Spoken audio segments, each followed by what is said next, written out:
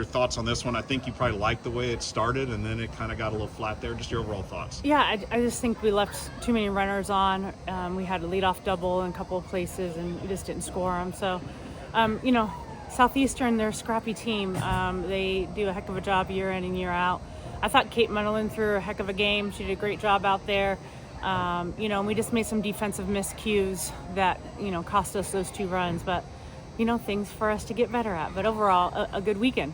Yeah, and you talk about Southeastern. Obviously, you don't want to make those just defensive miscues ever, but the way they play, the speed and the pressure, they can kind of lead to some of that. You can see a little bit of hesitation out there on your team, which again, good that you were able to overcome it, but something you can use to work on, right? Yeah, they're just a scrappy team. They run the bases really well. They run them hard. They have speed.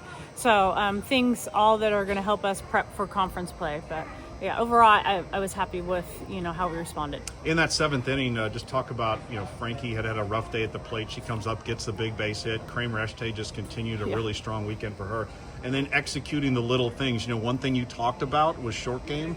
Coming into the weekend overall, I thought it looked pretty good, but especially right there in the 7th inning, you got that one down when you had to. Yeah, I mean, I would say our short game was okay this weekend, but the last one was obviously a big one for the squeeze. But, you got to figure out ways to win ball games, and, that short game is going to be a big piece of it. But, yeah, Kramer was lights out all weekend long.